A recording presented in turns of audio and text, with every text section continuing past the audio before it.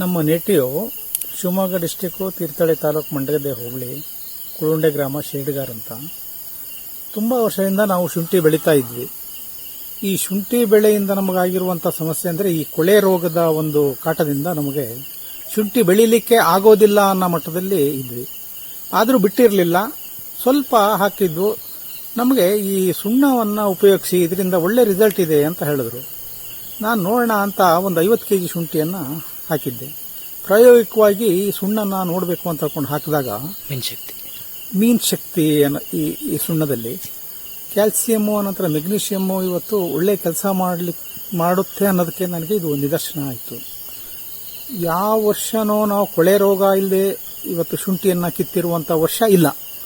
ಇದನ್ನು ಹಾಕಿ ನಾನು ಪ್ರಾಯೋಗಿಕವಾಗಿ ನೋಡಬೇಕು ಅಂತ ಹೇಳ್ಕೊಂಡು ಯಾವುದೇ ಒಂದು ಔಷಧಿಯನ್ನು ಸಿಂಪಡಣೆ ಮಾಡದಿತ್ತೀವಿ.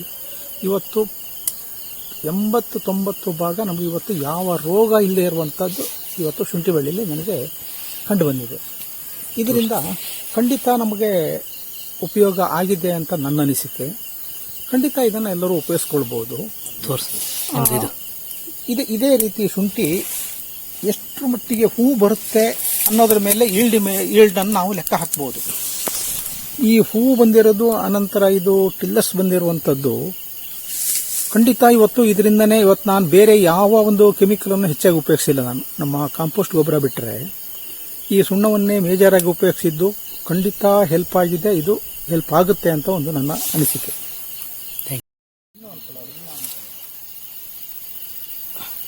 ಈ ಹೂ ಇದೆಯಲ್ಲ, ಎಷ್ಟು ಜಾಸ್ತಿ ಬರುತ್ತೋ ಅದು ಶುಂಠಿ ಬೆಳೆಯವರಿಗೆ ಅದು ಗೊತ್ತಾಗುತ್ತೆ.